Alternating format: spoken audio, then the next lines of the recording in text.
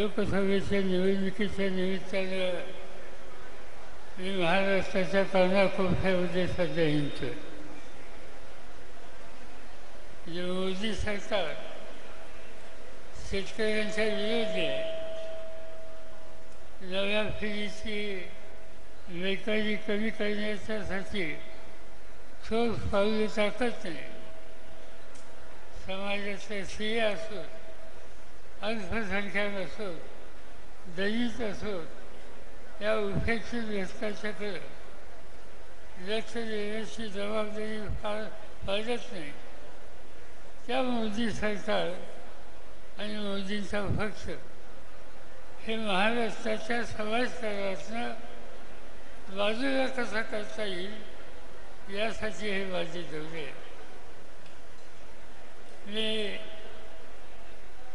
सातारला गेलो, पुण्याला गेलो, अहमदनगरला गेलो, नाशिकला गेलो, औरंगाबादला गेलो, जालन्याला गेलो, परभणीला गेलो आणि सोलापूरला आता या ठिकाणी आलो.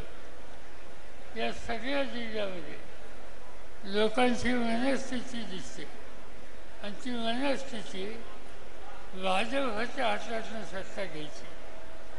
शेतकऱ्याला न्याय मिळायचा असेल तर मोदी सरकार त्यांच्या हातातली सत्ता काढून घ्यायची आणि ती सत्ता काढून घेऊन शेतकऱ्यांचं तरुणांचं नेतृत्व करण्याची ताकद ज्यांच्यात आहे ते प्रत्येक जिल्ह्यामध्ये उद्या करून त्यांना शक्ती द्यायची. आणि त्याच हेतूनं आम्ही लोकांनी हा निकाल घेतला की माझा मतदारसंघामध्ये धैर्यशील मोहिते पाटील यांची निवड करून एका तरुण माणसाला संधी त्या ठिकाणी दिली. तसंच सोलापूर शहरामध्ये विधानसभेमध्ये अनेक वर्ष काम करणारी वनिती शिंदे हिला लोकसभेच्यासाठी संधी देऊन आज उभ्या आहेत. या दोन्ही उमेदवारांना मोठ्या मतानं विजय करणं ही आपली जबाबदारी आहे आणि ती तुम्ही फार फाळावी ही विनंती करावी लागेल. आणि त्याच्यामध्ये दुधात साखर म्हणतात तशी गोष्ट या ठिकाणी घडली.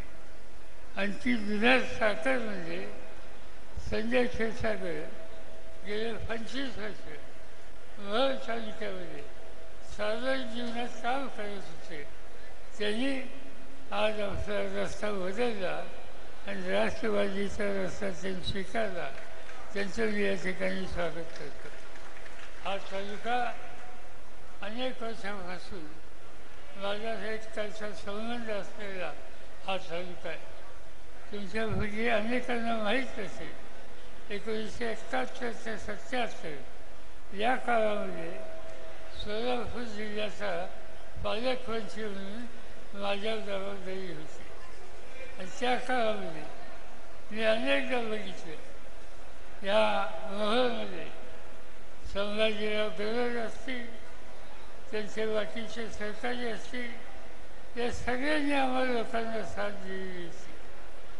आणि आज पुन्हा एकदा इथं पक्षाची बांधणी करायची आहे, लोकांचे प्रश्न सोडवायचे आहेत आणि ते करायचे असेल